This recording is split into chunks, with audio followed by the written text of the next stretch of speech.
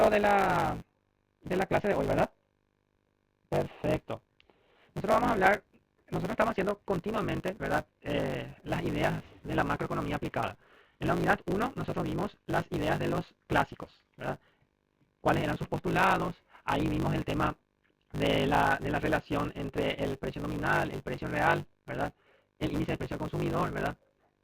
En la unidad 2 nosotros vimos ya los obstáculos al pleno empleo, que es ya la introducción, una introducción a la idea keynesiana, ¿verdad? Ahí ya vimos un poquito cómo se ajusta, por ejemplo, los salarios con la inflación. Y ahora en la unidad 3, ¿verdad? Ya tocamos la segunda parte introductoria de Keynes, que es la función consumo, ¿verdad?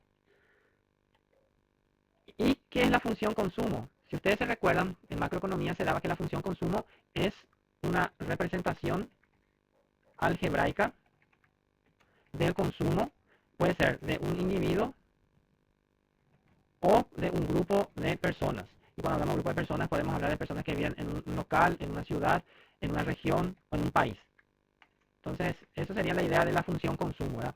Y la función consumo de Keynes consta de dos elementos básicos: el consumo autónomo y la propensión marginal a consumir, que vimos la semana pasada luego con el video de Keynes, ¿verdad?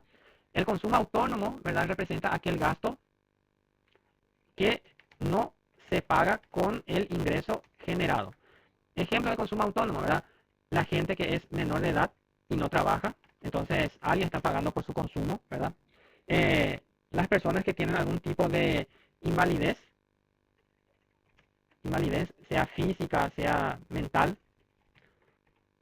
personas que son dependientes del ingreso de otras, ¿verdad? Es decir, no trabajan. Y cualquier otro que se encaje en esa característica, ¿verdad? Ya la propensión marginal a consumir es el gasto proporcional al ingreso que uno recibe. Generalmente está expresado en porcentajes. Y si se recuerda un poquito de econometría, ¿verdad?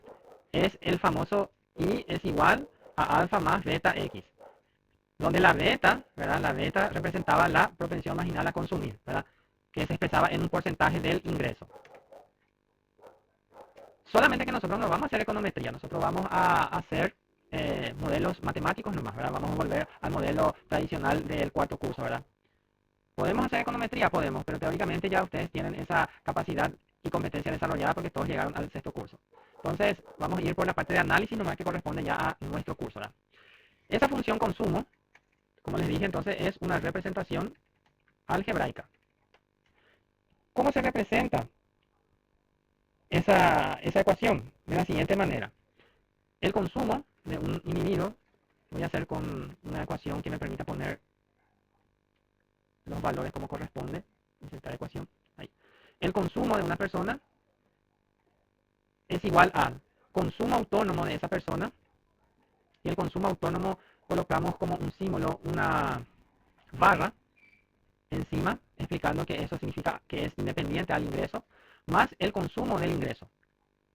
Acá yo estoy diciendo que el consumo de una persona o de un grupo de personas es igual al consumo autónomo más el consumo de su ingreso. ¿Por qué yo tengo que sumar el consumo autónomo a alguien que recibe un ingreso? Porque por más que yo gaste mi plata en mi consumo, algunas veces yo también tengo consumo autónomo. Por ejemplo, ¿verdad? De repente me invitan a un cumpleaños, yo no pagué por esa comida, ¿verdad? Por más que yo le llevé regalo, ¿verdad? Pero el regalo forma parte de mi consumo sobre mi ingreso, no sobre ese consumo autónomo, ¿verdad? De repente viviendo en una casa con otras personas, yo no voy a estar separando la leche, la carne, el pan que yo compré y eso es solo mío, ¿verdad? Yo voy a compartir con otros y los otros van a compartir conmigo también lo que ellos compraron. Entonces por eso es que el consumo autónomo se le suma al consumo del ingreso de la persona, ¿verdad? Y ese consumo autónomo más el consumo de ingreso, en esta situación estamos hablando de una economía simple, la cual no tiene ni Estado y ni comercio exterior.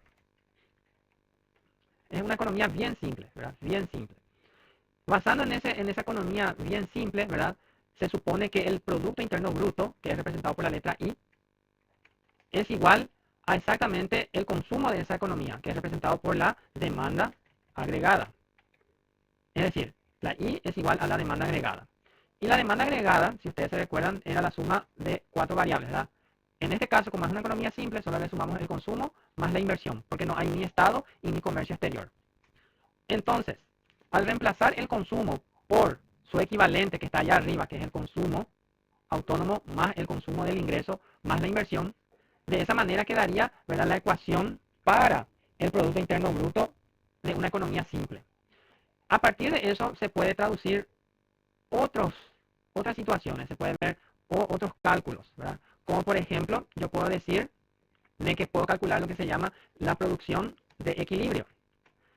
Para calcular la producción de equilibrio, ¿verdad?, yo tengo que tener como variable dependiente la I. Pero acá, por ejemplo, en la primera ecuación está de una manera más descriptiva. En el otro voy a sintetizar esa ecuación que está más arriba. ¿Y cómo sintetizo? Haciendo un poquito de álgebra. El consumo del ingreso que está sumando va a pasar hacia el primer miembro restando. ¿Por qué hago eso? Porque después yo voy a juntar a través de una factorización esas variables. Y del otro lado se va a quedar el consumo autónomo y la inversión. Aquí, por ejemplo, tengo como factor común la letra I. La I, al dividir con la I, yo tengo 1. El menos dividido al más, yo tengo menos. Y la CI dividido la I, yo tengo la C. Y al otro lado copia así mismo. Finalmente, yo puedo traducir de que la ecuación de la producción de equilibrio sería I es igual a el C más el I en la parte del numerador y el 1 menos la C en la parte del denominador. Porque estaba multiplicando, va a pasar dividiendo. Y ahí yo tengo ya mi ecuación de equilibrio. Yo puedo cambiar esa C por su equivalente, que es la propensión marginal a consumir, ¿verdad? Porque es lo mismo, ¿verdad? Es decir, 1 menos C o 1 menos la propensión marginal a consumir, que es el porcentaje que se destina del ingreso al consumo. También yo puedo, ¿verdad?, hacer su multiplicador. Y en ese caso, el multiplicador me va a mostrar cómo es el comportamiento de esa economía hipotética. Y en este caso, en lugar de el consumo autónomo más la inversión, yo coloco el número 1. Este desarrollo, ¿verdad?, cómo se aplica a un ejercicio, ¿verdad?, con ciertos datos. En este caso, ¿verdad?, yo puedo, por ejemplo, colocar un ejercicio en el cual digo que el consumo de un individuo es 500 como consumo autónomo y el 80% del ingreso consume, ¿verdad? Y que en esa economía hay una inversión aproximadamente de 400, ¿verdad? Podemos decir que esos 500, 400 son en miles de millones de dólares, ¿verdad? Vamos a expresar que esto está en miles de millones de dólares. Entonces, si yo quiero saber cuánto es la producción de equilibrio, yo puedo usar directamente la ecuación ya desarrollada, sin necesidad de hacer por despeje nuevamente. En este caso, ¿verdad?, el consumo autónomo es 500. La inversión es 400. 1 menos se consume el 80% de lo que uno gana. Entonces, en el numerador yo tendría 900 y en el denominador tendría 0,20. Finalmente, 900 dividido 0,20 me da 4.500. Esa sería la necesidad del Producto Interno Bruto. Yo, ¿cómo puedo saber si está bien mi ejercicio? Usando la fórmula general. Aquí yo voy a colocar 4.500. Acá voy a poner 500, que es el consumo autónomo, más 0,80 de 4.500 y más los 400. Y quiero que ustedes hagan esa segunda parte de la ecuación. Pueden cargar así mismo en la calculadora con los paréntesis. Y tiene que salir 4.500. Si no les sale, es porque el profesor cargó algo mal.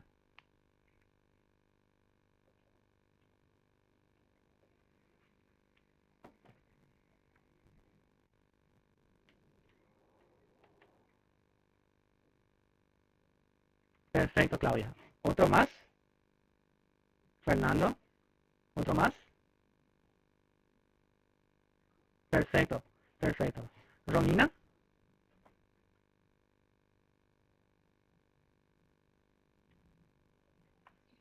Perfecto. 4.500. ¿Qué significa eso? Que el Producto Interno Bruto de esta economía sería 4 billones, ¿verdad? Porque ya es 2.000 millones la expresión, serían 4 billones 500 mil millones de dólares, sería el Producto Interno Bruto de esta economía, que tiene una inversión de 500 mil millones. ¿Y cuánto sería su consumo? Su consumo yo podría traducir solamente agarrando la parte que corresponde al consumo, ¿verdad? Que en este caso ¿verdad? Sería 500 más el 80% de 4.500. Es decir, el consumo representaría 4.100, ¿verdad? O le resto al 4.500 los 400 y yo sabría que el consumo de esa economía sería 4.100, ¿verdad? Entonces, en esta economía simple, ¿verdad? El PIB que se generó con el consumo de la gente más la inversión fue de 4.500. El multiplicador, ¿para qué me sirve? ¿Para qué sirve esta ecuación que está aquí? Inicialmente, en lo que vamos a hablar hoy o ahora en la función consumo, ¿verdad? Es un ejemplo rápido. En la unidad 4 sí ya vamos a hacer una representación más demostrativa. Si yo agarro, ¿verdad? Lo único que tengo que sustituir es la C, la propensión marginal a consumir, que es el 80%. Al dividirlo, me da el resultado 5. ¿Qué significa ese 5? Que si se aumenta cualesquiera de las variables, el PIB se modifica 5 veces. Así de sencillo es la interpretación para el multiplicador. ¿Cómo yo puedo confirmar eso? Yo, por ejemplo, puedo decir que en lugar que el consumo autónomo sea 500, voy a colocar 600. Entonces, 600 más 900, yo voy a tener ahora 1000. 1000 dividido 0.20 me da 5000. Inicialmente, mi PIB era de 4.500. Finalmente, mi PIB es de 5000. O sea, hubo un aumento del PIB de 500. Pregunto, ¿cuánto fue el aumento del consumo autónomo? Y ese aumento, inicialmente el consumo autónomo era 500 y pasó a ser 600. Entonces hubo un aumento de 100. Y si ese 100 yo multiplico por 5, me da 500. Ahí está la magia de esta ecuación de Keynes.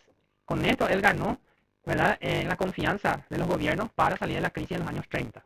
En donde demuestra, así como la ecuación de Lucas Pacioli de debe es igual a haber, ¿verdad? Esta es la ecuación, digámosle, mágica de la macroeconomía, ¿verdad? Donde demuestra de que un cambio en una de las variables modifica al resultado final de la variable dependiente. ¿Pregunta hasta aquí?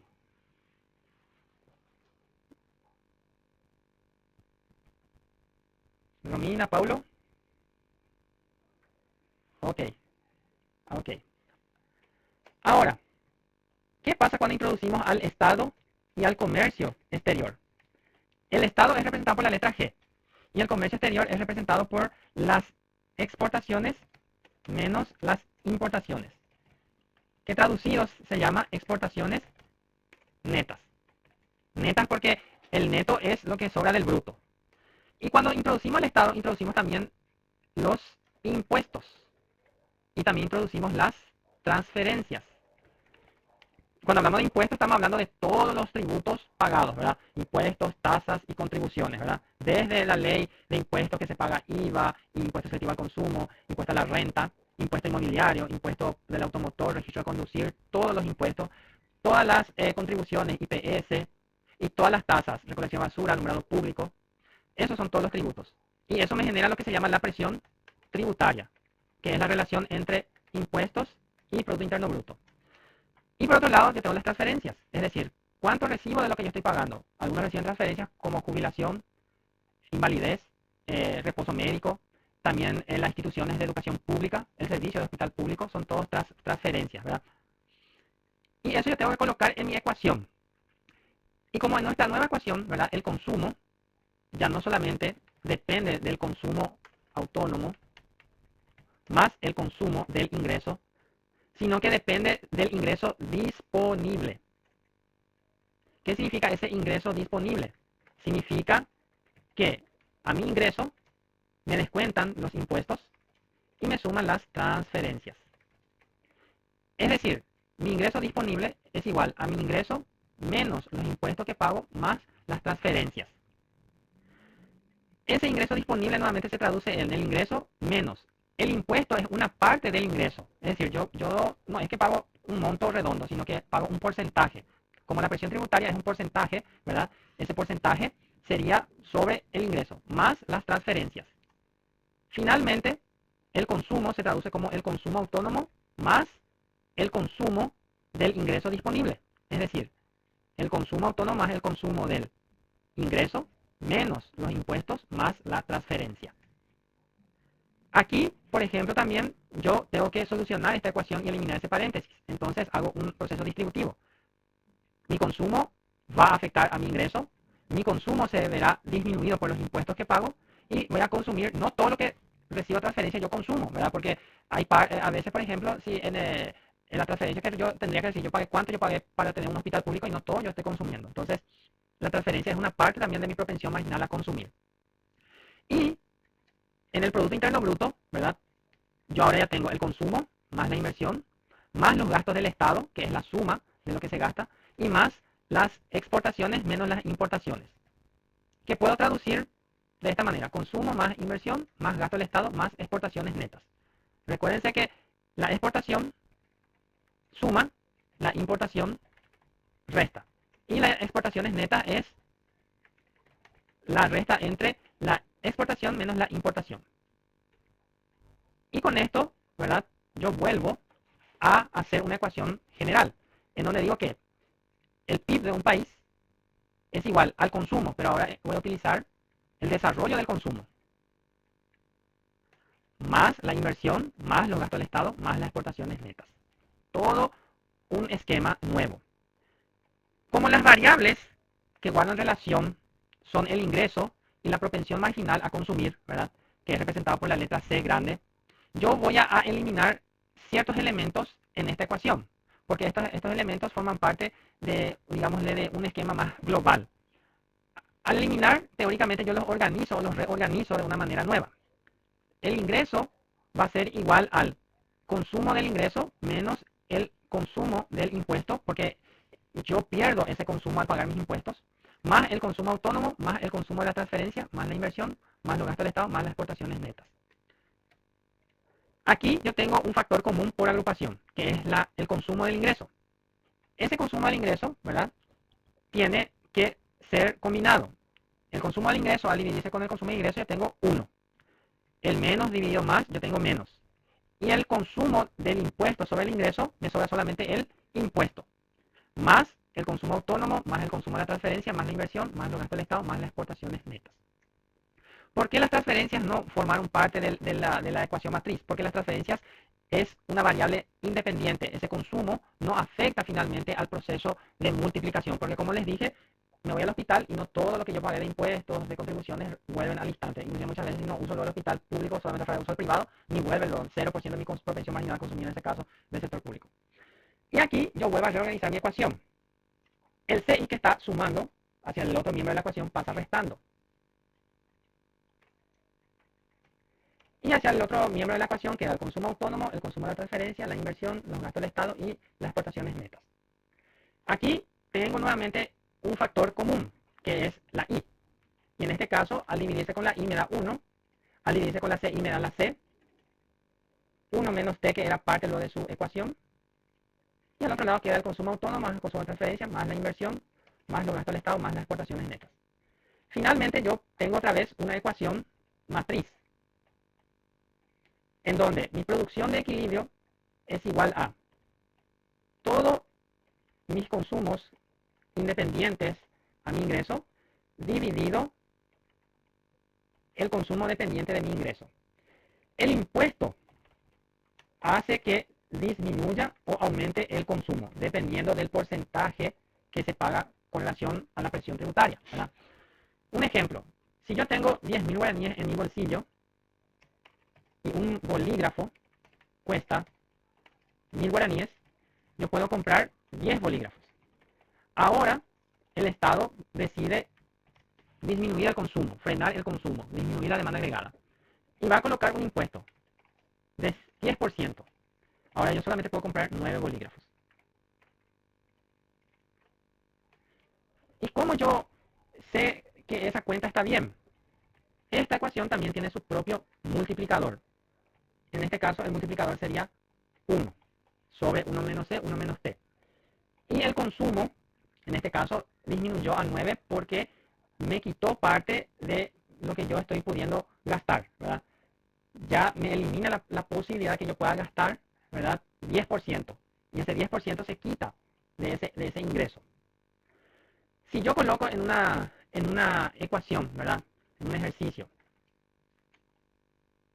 En este caso el ejercicio es un poquito diferente. El consumo autónomo sería 500. La inversión podría ser 400. El Estado gastaría 200. Y las exportaciones podrían representar 1000. Y las importaciones podrían representar 300. La propensión marginal a consumir, o sea, la C, podría representar el 75%. Y finalmente, el Estado me puede cobrar un impuesto del 10%, es decir, 0,10. Y con esos datos voy a ver cuánto necesitaría yo producir en términos de equilibrio.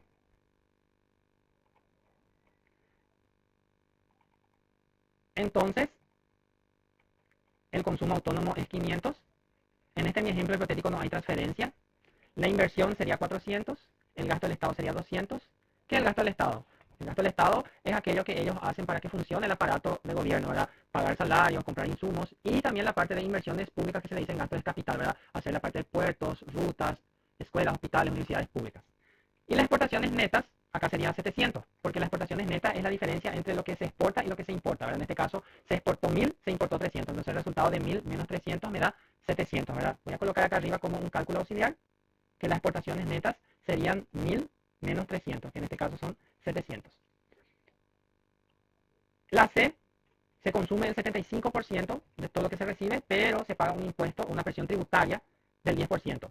Es decir, de cada $1 que yo estoy generando de ingreso, $10 se va a impuestos. Todo no es IVA, sino que de cada $1, cuando yo compro un producto por $1, 10 centavos se va a pagar IVA, impuesto selectivo al consumo, impuesto a la renta, inmobiliario, vehicular, ¿verdad?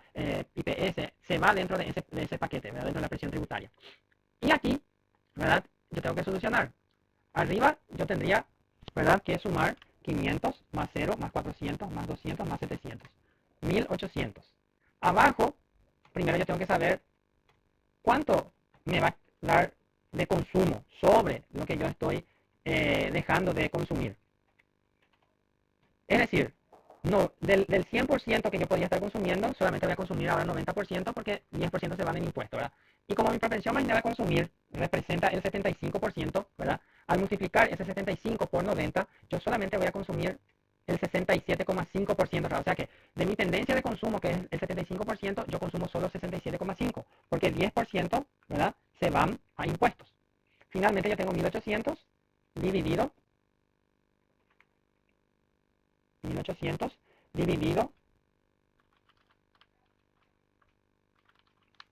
0,325.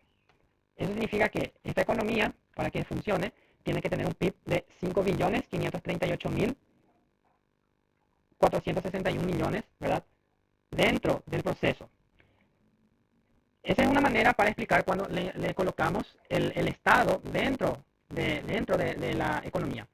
Yo ya coloqué el comercio exterior porque el comercio exterior después también tiene una explicación que vamos a ver más adelante. Si yo agarro la ecuación matriz nuevamente, ¿verdad? ¿Dónde está mi ecuación matriz? Aquí está mi ecuación matriz. Mi ecuación matriz, mi Producto Interno Bruto sería 5.538, voy a usar. Voy a obviar el decimal que salió.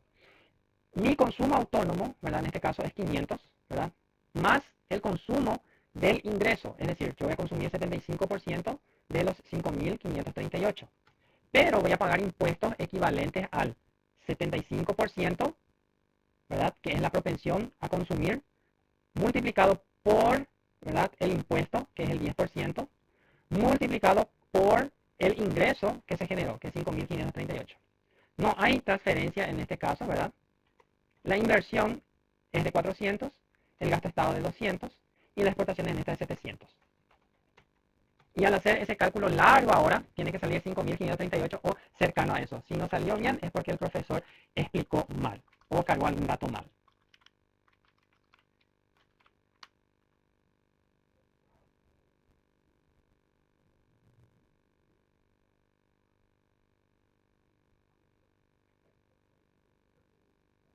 ¿Sale bien? Seguro, seguro, seguro, seguro, seguro.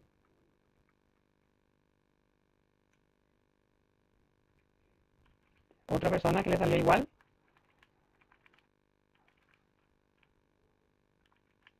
Otra persona, Paulo, Romina. Sale 5.538. Romina.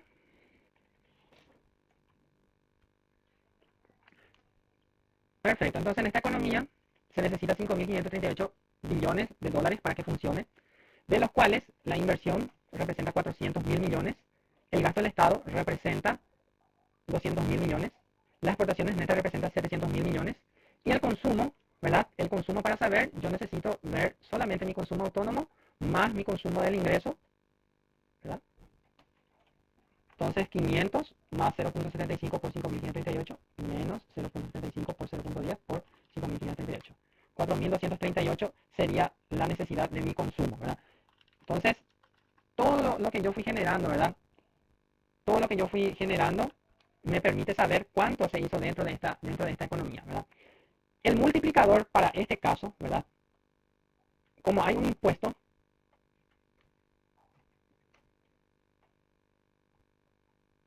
1 dividido 1 menos 0,75, 1 menos 0,10. Ya que están súper bien ustedes, si me pueden decir el resultado matemático de esa expresión.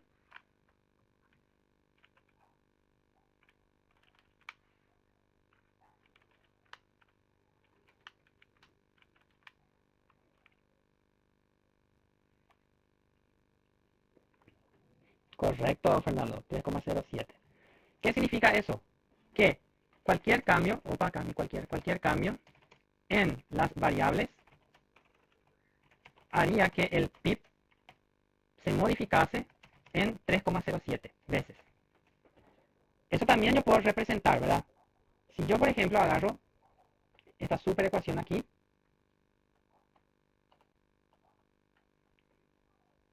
y vamos a tocar la variable exportaciones netas. Acá mucha atención. Para que un país tenga un PIB cada vez mayor, se tiene que exportar más que importar, porque eso significa que lo que se produce acá sobra y obtenemos divisas del exterior. En ese caso, el PIB aumenta. Ahora, de lo contrario, si las exportaciones netas disminuyen, es porque estamos produciendo menos e importando más. Al importar más, automáticamente el Producto Interno Bruto baja, porque estamos sacando divisas al exterior. Entonces, voy a hacer que las exportaciones netas disminuyeron, es decir, se importó más de lo que se exportó. En este caso, en lugar de 1.800, al bajar 200, yo voy a tener 1.600. Acá voy a tener 1.600 y acá voy a tener 1.600. Entonces, 1.600 dividido 0.325 me da 4.923, 0.77. Si yo analizo de 5.538 menos 4.923, hay una diferencia de 615. Y esos 615, ¿verdad? Si yo veo, ¿verdad?, que hubo un cambio, hubo una disminución de las exportaciones netas de 200, multiplicado por el multiplicador, valga la redundancia, ¿verdad?, 200 por 3,07, me da 614. Es decir, exactamente lo que hubo de disminución de las exportaciones netas, el multiplicador reflejó eso, ¿verdad? El impuesto también tiene su explicación, ¿verdad? Cuando la presión tributaria baja, aumenta el Producto Interno Bruto. Eso también tiene una explicación, ¿verdad? Y vamos a ver el por qué. Si yo bajo mi presión tributaria al 5%, ¿cuánto va a ser cuánto va a ser mi Producto Interno Bruto? ¿Cuántas veces va a crecer mi Producto Interno Bruto? Si pueden calcular, por favor.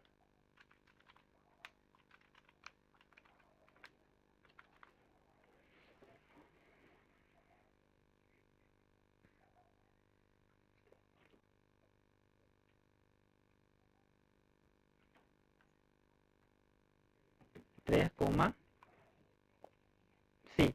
Ven que de 307 subió 0,40 subió, ¿verdad? Entonces, como pueden ver, ¿verdad? Hubo un aumento de 0,4 veces porque bajó la presión tributaria. Por lógica, si la presión tributaria aumenta, va a disminuir el PIB, ¿verdad? No hace ni falta demostrar eso porque lo único que vamos a hacer es cambiar el 0,05 por 0,15, por ejemplo, ¿verdad? Entonces, con un ejemplo a ustedes, ya mis colegas, yo siempre digo a la gente del sexto que ya son mis colegas, les falta solamente pasar las materias. Entonces, ustedes mismos después pueden hacer esa prueba, ¿verdad? También podemos tocar otras variables, pero eso vamos a ver también más adelante. Por ejemplo, la propensión marginal a consumir también afecta al Producto Interno Bruto, ¿verdad? Y eso también, eso no necesita solamente, no necesita hacerse específicamente con el multiplicador con estado, sino que se puede hacer también por el multiplicador simple, ¿verdad? Que era este. Voy a poner acá otra pregunta. ¿Qué pasa si se modifica la propensión marginal a consumir? Es decir, la C.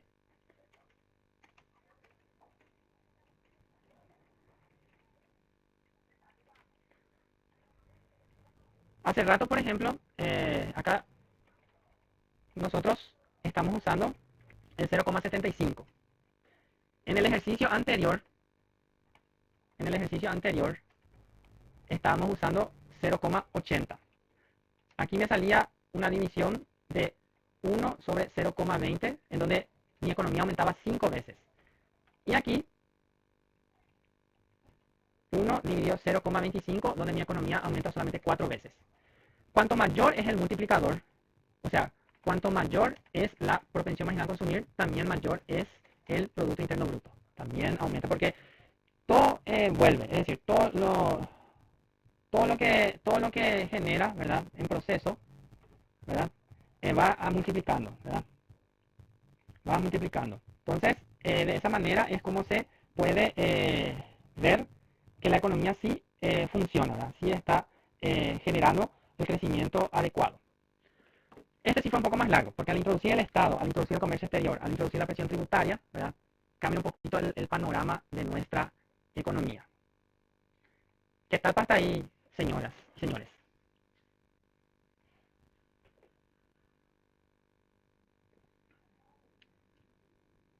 ¿Paulo? Vale, está bien. Bueno, ahora, Keynes decía que había, ¿verdad? Voy a dejar de presentar este. Esto después va a estar en la plataforma, no se preocupen.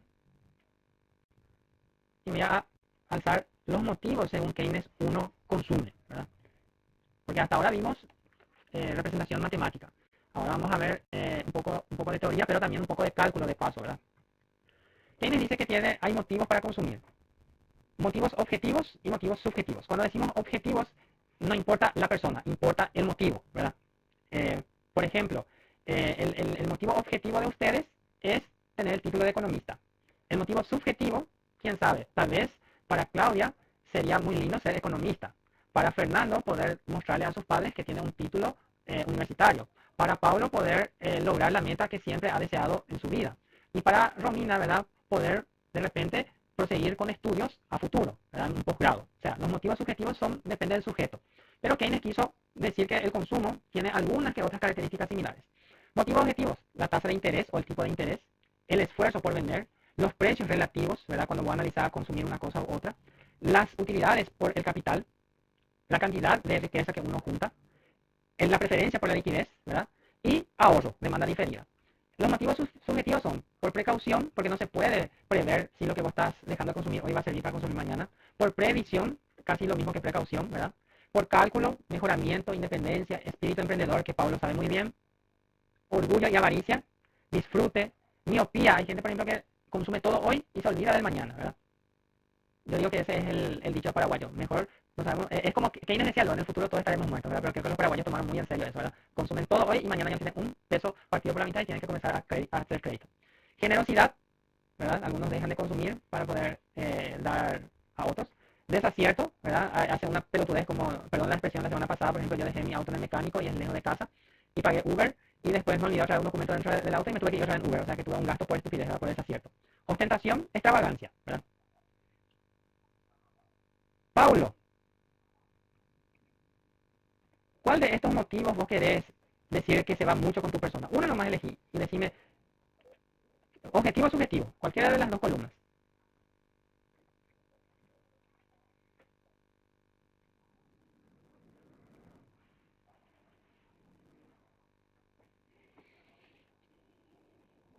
Ujú.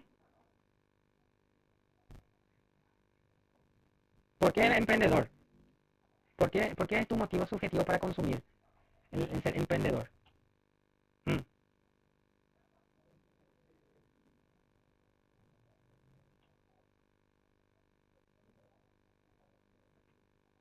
mm,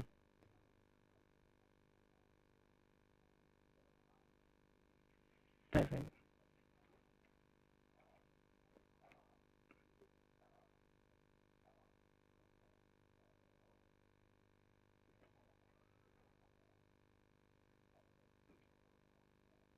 Perfecto. ¿Está bien? Fernando, uno de los motivos por qué vos consumís,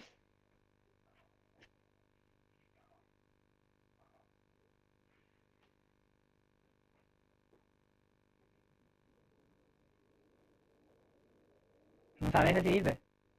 Entonces vos tenés miopía. No sabes decidirte qué vas a consumir. Sí. Claudia.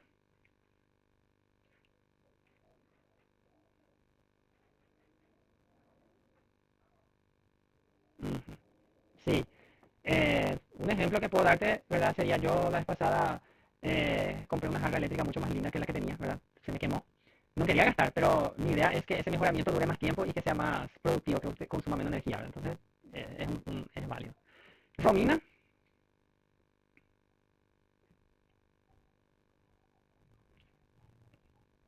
oh, sí, te escucho.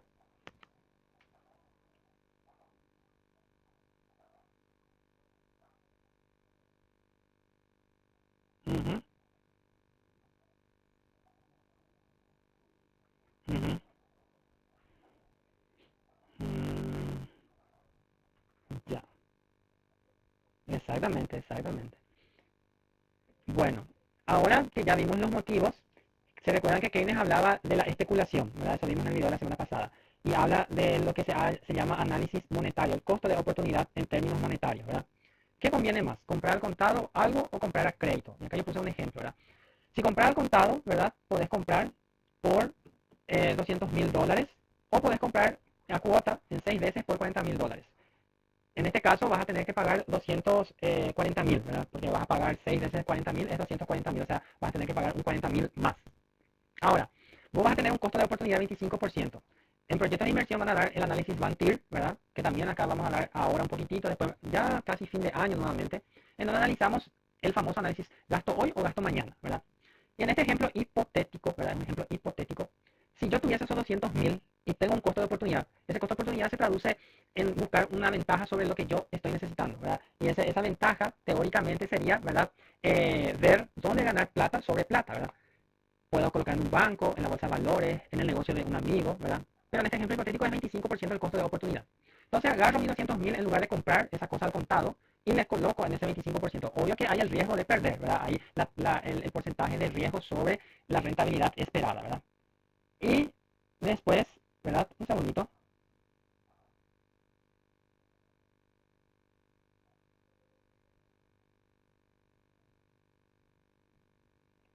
Entonces, yo agarro esos $200.000, ¿verdad?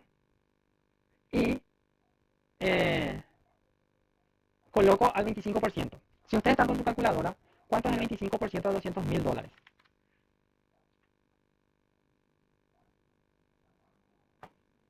Hola, 50.000. Significa que al cabo de, de un mes, porque vamos a poner, o sea, al cabo de un año, vamos a poner que la cosa que yo voy a pagar a cuota va a ser una cuota anual, yo voy a tener 250.000, ¿verdad? Y teniendo 250.000, yo voy a pagar, ahí sí yo puedo comprar a crédito, ¿verdad? Compro y pago los 40.000, que es la cuota. Entonces, yo tenía 200.000 que se convirtió en 250.000 y pago mi cuota de 40.000. Me sobra 210.000.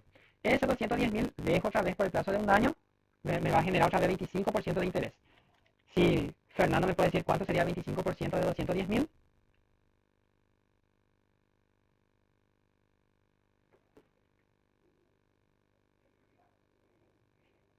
exactamente. Significa que al cabo del segundo año yo ya tengo 262.500. Pago los 40.000 de la cuota que estoy comprando a crédito, me sobra 222.500.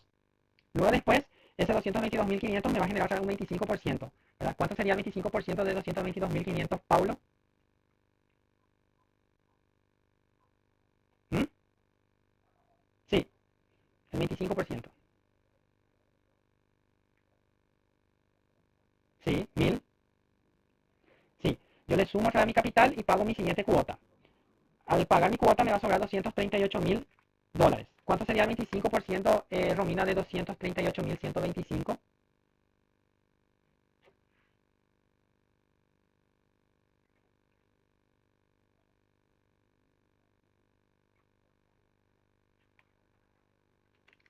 El 25% de 238.125. ¿Cuánto sería, Romina?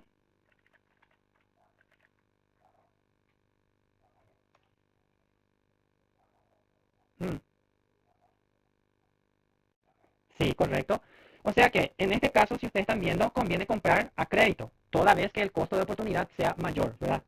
Obvio que también yo podía hacer un análisis de cuánto es mi costo de oportunidad frente al préstamo que estoy yo pagando. Acá, por ejemplo, solamente yo le coloqué que son 6 cuotas de 40.000, ¿verdad? No le puse cuánto es la tasa de interés que yo estoy pagando sobre la cuota, ¿verdad? Pero se supone que ha de ser por debajo del 25%, ¿verdad? Ese análisis es que se hace para poder dimensionar si realmente vale la pena comprar algo al contado o comprar algo a crédito, ¿verdad?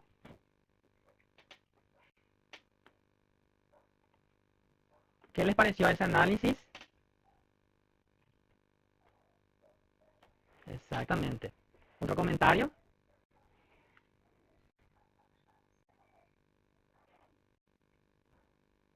Eso sí, el margen de ganancia es académico, ¿verdad? Pero es para poder comprender, teniendo algún dato de la vida real, ¿verdad? Podés ver para la vida real si es que funcionaría, ¿verdad? Acá, por ejemplo, la misma cosa, ¿verdad? Acá yo coloqué menos ceros, ¿verdad? Y hace el mismo análisis, ¿verdad? Este está tabulado y esta tabla también está en la plataforma Moodle, ¿verdad? Ustedes en proyecto van a dar flujo de caja y el flujo neto, eso es lo que mide. Acá el flujo neto está analizado que yo o pago al contado 200 y voy descontando 40.000 a lo largo de 6 años. Entonces se aplica lo que se llama una TIR, ¿verdad? En Excel yo necesito hacer así, TIR, entre paréntesis, seleccionar y ahí me va a traer el porcentaje. Es una función matemática, ¿verdad? De igual a TIR, tasa interna de retorno, ¿verdad? Y el valor actual neto, ¿verdad? Sería con relación a cuál es en cuál costo de oportunidad yo dejo de ser factible, ¿verdad? En el costo de oportunidad, ¿verdad? En el caso del costo de oportunidad, yo utilizo el valor neto actual, ¿verdad? El valor neto actual, yo juego con una tasa. La tasa ahora que yo tengo es de 25%. ¿Qué pasa si yo bajo a 20%, ¿verdad? Y al bajar al 20%, yo tengo que considerar el valor actual más la inversión de 200.000. Si me baja a 20%, continúa siendo interesante comprar a crédito. ¿Por qué eso? Acá, por ejemplo, yo hice muy rápido. Voy a volver otra vez a hacer, ¿verdad? Pero voy a hacer con una tasa del 15%. DNA, 15%, una coma. Después selecciono desde el año 1 hasta el año 6. ¿Por qué no selecciono el año 0? Porque después le voy a dar una explicación. Más el 200.000. Al 15%, al 20% todavía conviene comprar a crédito. Al 15% conviene todavía comprar a crédito.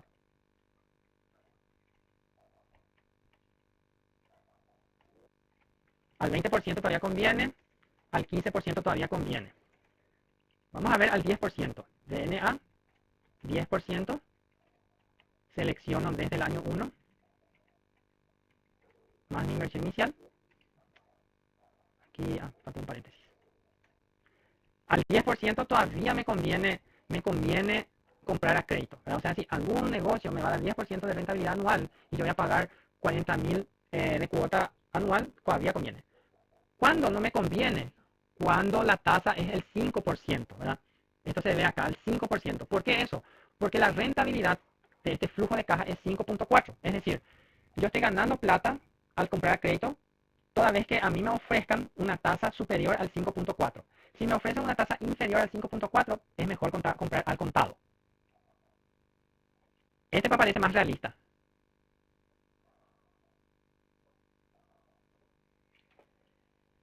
Hola, están procesando.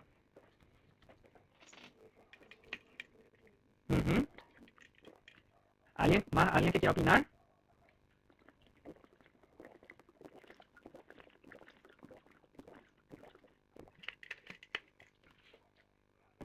Esto está todo en Excel.